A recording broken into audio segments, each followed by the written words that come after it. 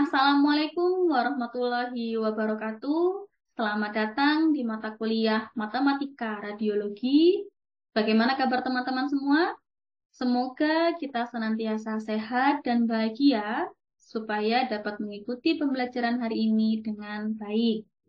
Perkenalkan, saya Berliana Devianti Putri. Saya salah satu staf pengajar di Fakultas Vokasi Universitas Airlangga. Tepatnya di Prodi D4 Teknologi Radiologi Pencitraan. Saya juga termasuk tim teaching dalam mata kuliah Matematika Radiologi. Dan kali ini saya akan memaparkan materi tentang himpunan. Outline yang akan kita bahas, yang pertama, definisi. Yang kedua, jenis-jenis himpunan. Yang ketiga, relasi antar himpunan. Yang keempat, operasi himpunan. Dan yang terakhir, pemanfaatan himpunan pada bidang radiologi. Saya yakin teman-teman semua pasti pernah mempelajari teori himpunan ini di bangku sekolah. Saya harap teman-teman bisa membuka kembali catatannya sehingga dapat mengingat dengan jelas apa itu himpunan, bagaimana cara mengoperasikannya, apa saja jenisnya, akan kita bahas satu persatu di materi hari ini. Yang pertama, definisi himpunan. Sebelum kita mempelajari arti dari himpunan, maka saya akan mengemukakan terlebih dahulu filosofi dari teori himpunan. Jadi, teori himpunan ini pertama kali dikemukakan oleh G. Cantor. Beliau adalah seorang ahli matematika yang berasal dari Jerman. Teori ini dianggap sebagai dasar yang membangun aspek matematika dan merupakan sumber dari semua aspek matematika diturunkan. Jadi, apa itu himpunan? Himpunan adalah kumpulan atau koleksi objek yang dapat dibedakan secara intuisi maupun intelektual. Maksudnya adalah, sebuah kelompok dianggap sebagai himpunan apabila kelompok tersebut dapat didefinisikan dengan jelas dan terukur. Dalam bahasa Inggris, himpunan disebut sebagai set. Set atau kumpulan objek yang terdefinisi dengan jelas. Syaratnya yang pertama, objek dikumpulkan berdasarkan sifat atau keadaan yang sama atau berdasarkan aturan tertentu. Misalnya, himpunan mahasiswa bergolongan darah O, maka seluruh anggotanya adalah mahasiswa bergolongan darah O. Apabila ada mahasiswa bergolongan darah A, AB, B, maka mereka bukan sebagai anggota himpunan.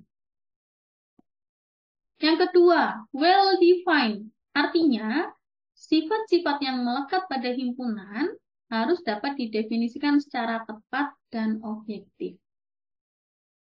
Yang ketiga, tidak boleh adanya pengulangan penulisan objek yang sama dalam satu himpunan. Contohnya, di sini himpunan A beranggotakan 1, 2, 3, 1, 2, 5, 6. Kita tahu ada 2 anggota yang tertulis ganda, yaitu anggota 1, 2 berada di depan dan anggota 1, 2 berada di tengah. Maka salah satunya harus dihapuskan menjadi himpunan A beranggotakan 1, 2, 3, 5, dan 6. Dan syarat yang terakhir atau syarat keempat, tidak mempermasalahkan urutan penulisan objek. Contohnya, di sini ada 2 himpunan, himpunan A dan himpunan B. Himpunan A beranggotakan A, B, C, D, E. Sementara himpunan B beranggotakan E, A, C, D, B. Jika kita bandingkan, ternyata himpunan A maupun himpunan B sama-sama memiliki anggota A, sama-sama memiliki anggota B, sama-sama memiliki anggota C, sama-sama memiliki anggota D, dan sama-sama memiliki anggota E. Maka dapat disimpulkan bahwasannya himpunan A dan himpunan B adalah himpunan sama. Meskipun himpunan B urutannya acak-acak seperti ini. Tidak menjadi sebuah masalah di teori himpunan. Nah, mari kita berlatih. Di sini saya ada tim merah dan tim biru. Tim merah terdiri dari kelompok mahasiswa radiologi, kelompok radiografer, kelompok dosen UNER, kelompok anggota PARI, kelompok mahasiswa dengan tinggi badan lebih dari 170 cm. Sementara tim biru ada kelompok mahasiswa pintar, kelompok mahasiswa malas, kelompok dosen cantik, kelompok bakso enak, dan kelompok mahasiswa baik. Nah, kira-kira mana yang bukan termasuk himpunan? Nah, teman-teman yang perlu diingat adalah tidak semua kelompok bisa dianggap sebagai himpunan. Karena apa? Karena syarat utama menjadi sebuah himpunan adalah memiliki identitas yang terukur dan jelas. Nah, kira-kira tim mana ya yang tidak memiliki identitas yang terukur dan jelas? Ini saya ganti terlebih dahulu ke pen ya, supaya lebih mudah. Kira-kira yang mana?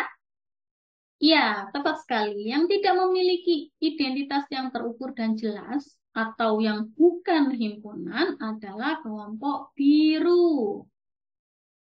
Kenapa? Karena mahasiswa pintar, malas, cantik, enak, baik ini bersifat subjektif. Artinya, ketika saya beranggapan si A adalah mahasiswa pintar, belum tentu dosen lain juga beranggapan hal yang sama, yaitu si A adalah mahasiswa pintar juga. Karena masing-masing orang memiliki indikator atau tingkat kepintaran yang berbeda-beda. Nah, berarti sepakat ya bahwa tim biru bukan sebagai himpunan, bukan himpunan. Oke, sedangkan tim merah. Kenapa yang tim merah dianggap sebagai himpunan? Karena kelompok mahasiswa radiologi, radiografer, dosen UNER, anggota PARI. Ini ada pembuktiannya. Pembuktiannya berupa kartu tanda mahasiswa, kartu anggota, kartu kepegawaian. Jadi tertulis jelas bahwasannya identitasnya memang ada di situ. Sedangkan yang mahasiswa dengan tinggi badan 170 cm ini, apabila seluruh anggotanya diukur menggunakan meteran, maka seluruh masyarakat sepakat bahwasannya tinggi badan masing-masing anggotanya lebih dari 170. Seperti itu. Ya. Baik, kita lanjut ke jenis-jenis himpunan. Jenis-jenis himpunan ini ada dua, himpunan kosong dan himpunan semesta. Himpunan kosong. Himpunan kosong ini simbolnya adalah kurung kurawal buka tutup seperti ini atau bersimbol pi. Definisi dari himpunan kosong. Himpunan kosong adalah himpunan yang tidak memiliki anggota. Contohnya di sini ada himpunan A, B, C. Kira-kira dari himpunan A, B, C ini mana yang bukan himpunan kosong? Ya, mari kita bahas satu persatu ya. Himpunan A. Himpunan A adalah mahasiswa radiologi angkatan 2022 yang memiliki IPK kurang dari 1,0. Nah, di sini saya membutuhkan data realnya ke bagian akademik terlebih dahulu. Nah, setelah saya mencari data di akademik, ternyata tidak ada mahasiswa radiologi angkatan 2022 yang memiliki IPK kurang dari 1. Maka dapat disimpulkan bahwasannya di sini sebagai himpunan kosong. Lanjut. Yang B, di sini yang B itu adalah beranggotakan X, yang mana X-nya adalah bilangan bulat dan berada pada rentang 6 sampai 7. Nah, Teman-teman semua tahu bilangan bulat itu adalah bilangan yang bukan pecahan dan tidak memiliki koma. Di sini kira-kira apakah ada bilangan rentang 6 sampai 7 yang bukan bilangan pecahan maupun bilangan koma? Ya, ternyata tidak ada. Maka himpunan B adalah himpunan kosong.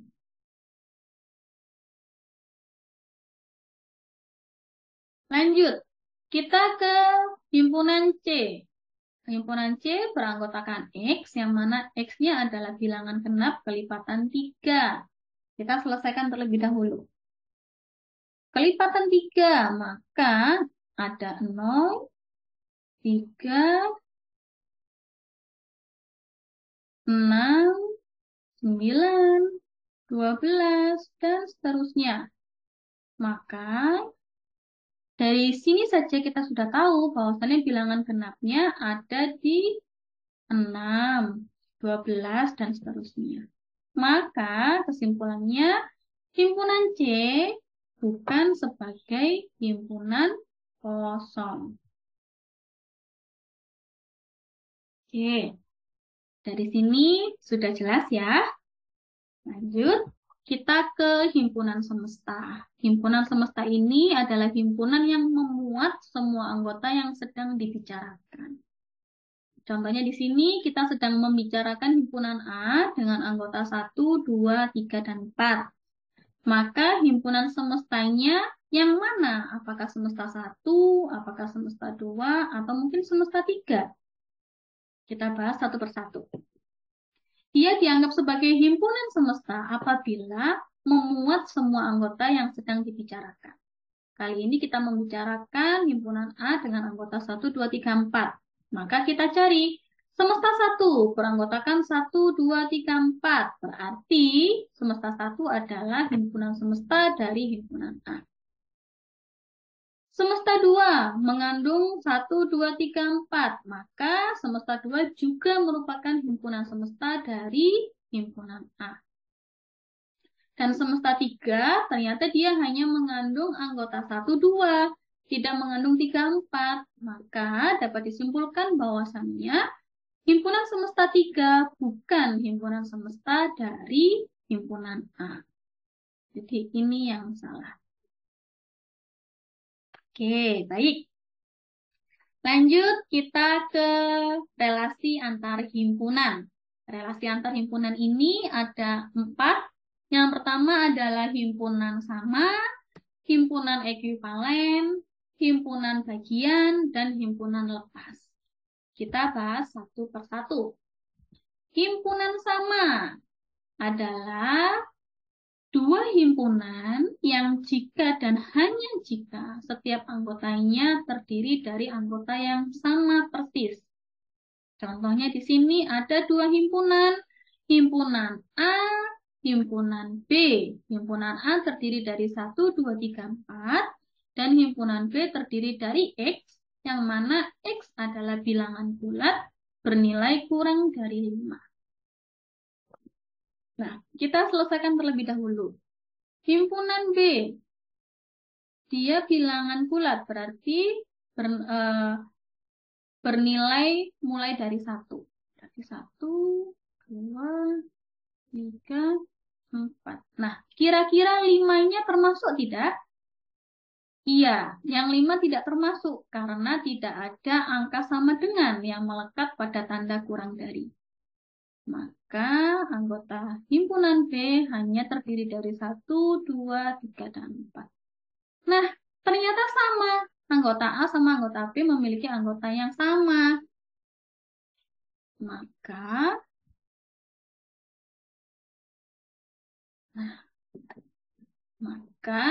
nanti simbolnya adalah sama dengan ini.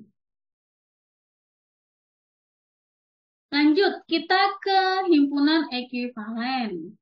Himpunan ekuivalen adalah jika dan hanya jika banyaknya anggota di himpunan A sama dengan banyaknya anggota di himpunan B. Contohnya, himpunan A, dia terdiri dari 1, 2, 3, 5. Jadi jumlahnya sebanyak 4. Sedangkan himpunan B, A, B, C, D, sehingga jumlahnya ada 4 anggota. Nah, berarti dapat disimpulkan bahwasannya himpunan A ekuivalen dengan himpunan B. Jadi, hati-hati dengan penggunaan simbol ya teman-teman. Jika simbolnya adalah sama dengan seperti ini, maka artinya himpunan sama. Sedangkan jika simbolnya adalah ekuivalen seperti ini, maka artinya himpunan ekuivalen. Maksudnya adalah jumlah anggota himpunannya sama. Ya, itu adalah jenis-jenis himpunan.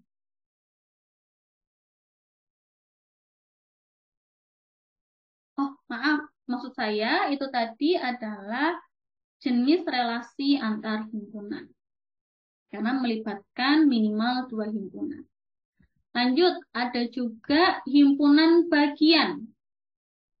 Himpunan bagian ini adalah jika dan hanya jika setiap anggota di himpunan A merupakan anggota di himpunan B. Tetapi sebaliknya, belum tentu anggota B menjadi anggota A. Contohnya seperti ini. Ada 2 himpunan, himpunan A itu 1, 2, 3, 4, himpunan B 1, 2, 3, 4, 5, 6, 7. Maka ilustrasinya menjadi demikian. Himpunan A di sini dia mengandung angka 1, 2, 3, 4. Sementara himpunan B dia ada 1, 2, 3, 4 ketambahan 5, 6, 7. Betul ya. Maka simbol yang dipakai adalah A terkandung pada B atau B mengandung A. Ya.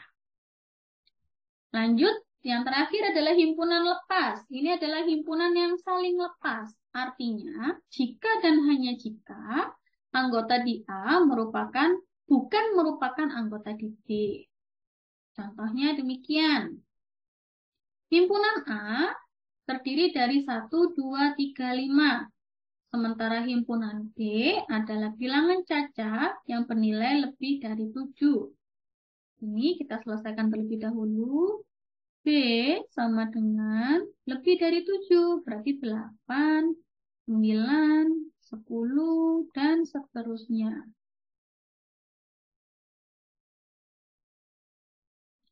Maka akan terjadi saling lepas seperti ini. Yang himpunan A bernilai 1, 2, 3, 5, sedangkan himpunan B bernilai 8, 9, 10, dan seterusnya. Ya. Maka simbol yang digunakan, oh ternyata tidak ada simbol yang digunakan. Hanya ilustrasi gambarnya saja. Ya. Baik, selanjutnya kita ke operasi himpunan. Operasi himpunan juga terdiri dari 4, yaitu irisan, gabungan, komplement, dan selisih. Oke, yang pertama irisan. Irisan ini kata kuncinya adalah kata dan. Jadi, kumpulan dari sebagian anggota himpunan A dan himpunan B. Contohnya demikian. Himpunan A terdiri dari 1, 2, 3, 4, dan himpunan B terdiri dari X, yang mana X adalah bilangan bulat, dan X berada di rentang 2 sampai 10. Maka, mari kita selesaikan terlebih dahulu. B sama dengan 3, 4, 5, 6, 7, 8, dan 9. Apakah 10-nya ikut? Ya, 10-nya tidak ikut. Oke. Setelah kita selesaikan seperti ini, Maka bisa kita ketahui bahwasannya himpunan A dan himpunan B yang sama adalah 3 dan 4.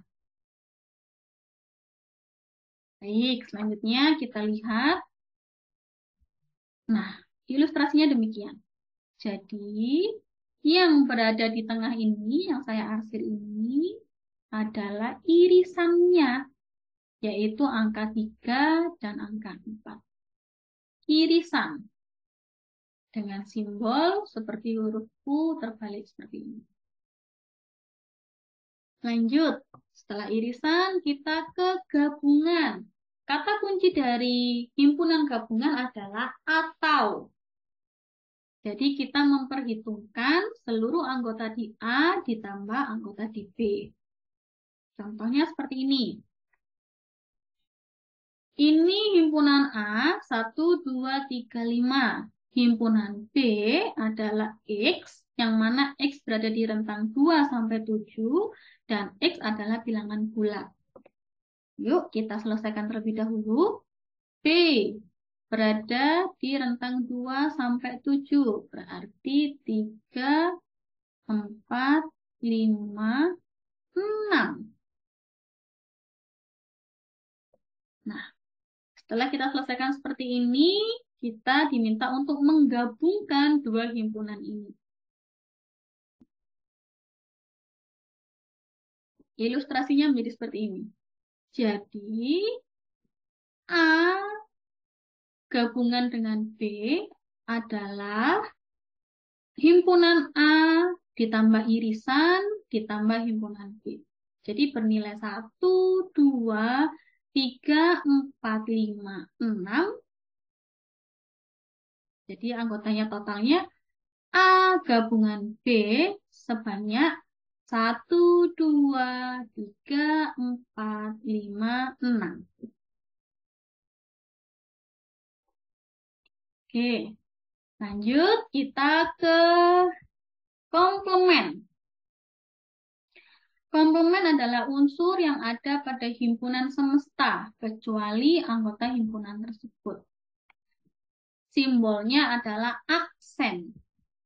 Contohnya, himpunan A aksen adalah anggota yang mana anggotanya adalah elemen dari semesta dan bukan elemen dari himpunan A. Ilustrasinya seperti ini. Jadi, yang dimaksud sebagai himpunan A aksen adalah yang saya arsir ini. Jadi, dia himpunan semesta, tetapi di luar himpunan A. Nah, seperti ini. Di luar himpunan A. Nah, ini adalah A aksen atau himpunan komplement. Baik, selanjutnya selisih himpunan. Selisih himpunan ini adalah anggota di himpunan A, tetapi bukan anggota himpunan B. Simbolnya adalah A dikurangi B. Contohnya demikian. Jadi himpunan A dikurangi himpunan B sama dengan X. X-nya adalah X merupakan elemen himpunan A, tetapi bukan elemen himpunan B. Ilustrasinya demikian. Jadi yang termasuk selisih himpunan A dan B adalah yang berwarna biru atau yang saya arsir ini. Ini selisihnya. Oke, dari sini ada yang mau ditanyakan? Kalau ada, kita bisa menanyakan melalui fitur yang ada di MOC ya. Baik, selanjutnya kita ke penerapan pada bidang radiologi. Nah, di sini ada contoh kasus, yaitu seorang kepala instalasi radiologi di Rumah Sakit XYZ bermaksud untuk meninjau kembali lama waktu yang dibutuhkan saat pemeriksaan.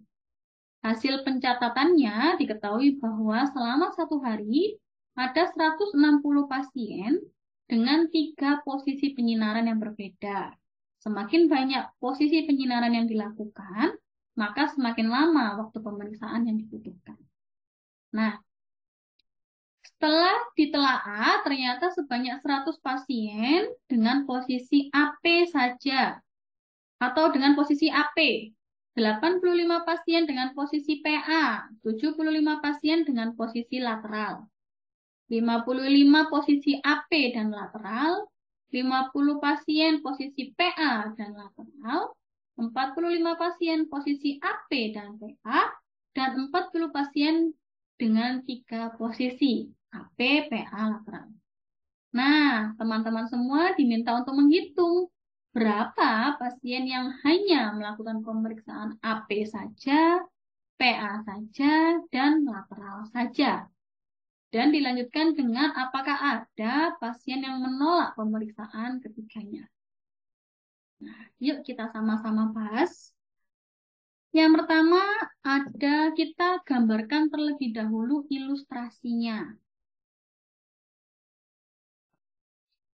Baik, di sini saya mencoba menggambar lingkarannya terlebih dahulu. Ada 3 lingkaran karena 3 posisi.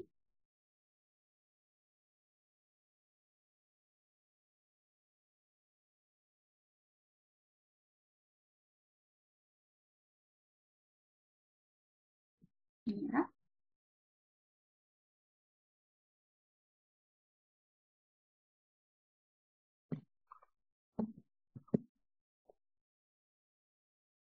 Ini saya hapus dulu ya karena jelek gambarnya.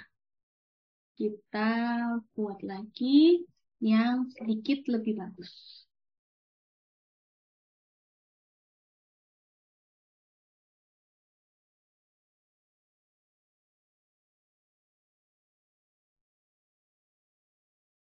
Ada 3 lingkaran. Lalu kita beri identitas. Di sini adalah lingkaran AP, di sini adalah lingkaran PA, dan di sini adalah lingkaran lateral. Kemudian kita mulai dari yang tengah terlebih dahulu. Di sini diketahui bahwa ada 40 pasien dengan posisi di tengah atau posisi ketiga posisinya. Maka lanjut, ada sebanyak 100 pasien dengan posisi AP. Jadi total AP ini ada 100. Total PA ada 85. Dan total lateral ada 75. Lalu ada 55 dengan posisi AP dan lateral. AP dan lateral berarti harusnya di irisan ini ya, sebanyak 55. Nah, 55 berarti dikurangi 40, maka di sini tersisa 15. Lanjut, ada 50 pasien posisi PA dan lateral. Harusnya dia ada di tengah-tengah ini ya, 50 dikurangi 40, maka tersisa 10. Lalu ada posisi AP dan PA sebanyak 45, harusnya dia berada di irisan ini, maka dikurangi 40 sama dengan 5. Nah, setelah irisan-irisannya sudah terisi seperti ini, barulah kita menghitung dengan cara mengurangi angka-angka di masing-masing pemeriksaan. Kita mulai dari AP. Total AP ada 100. Sementara irisannya sudah ada 5, ditambah 40, ditambah 15. Maka sudah ada 60 yang beririsan dengan 2 posisi lainnya, maka tersisa 40. Lanjut ke yang PA. PA totalnya 85. Padahal sudah ada 55 yang beririsan dengan 2 posisi lainnya. Maka 85 dikurangi 55 sama dengan 30.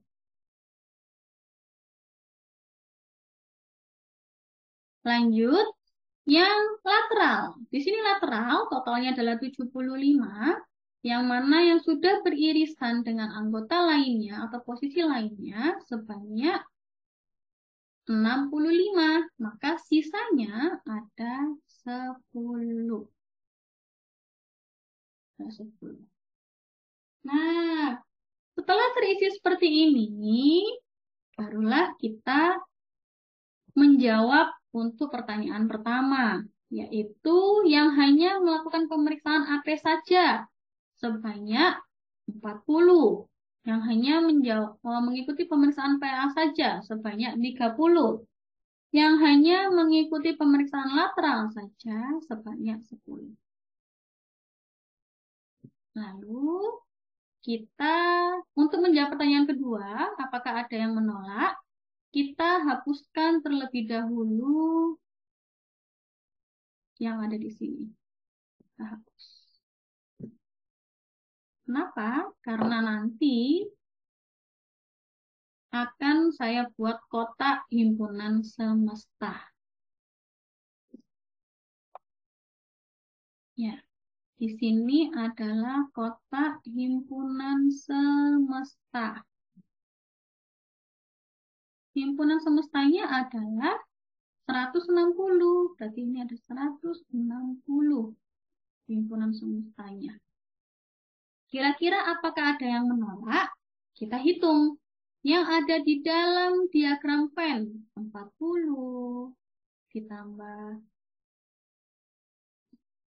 yang ada di dalam diagram Venn ada 40 ditambah 5 ditambah 15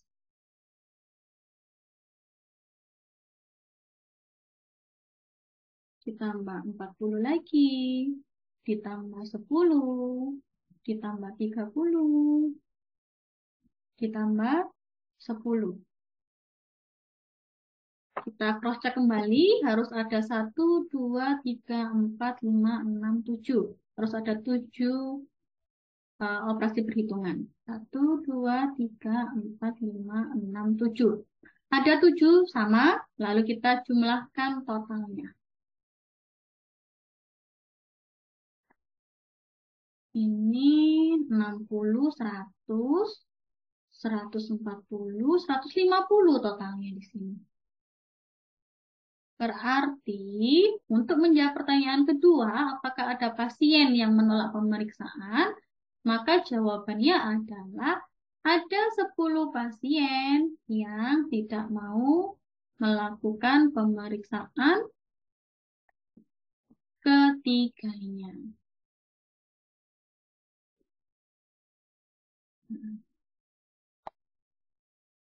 Kita buat lagi di sini. Ini kita buat lingkaran. Di sini sebanyak 10 pasien tidak mau melakukan pemeriksaan ketiganya. Ya, jadi ini adalah salah satu contoh penerapan perhitungan himpunan pada bidang radiologi. Nah, itu saja materi pada hari ini. Semoga teman-teman semua dapat mengikuti dengan baik dan bisa menyelesaikan latihan soal maupun kuis pada MOC pada hari ini. Sampai jumpa di materi berikutnya. Saya akhiri. Wassalamualaikum warahmatullahi wabarakatuh.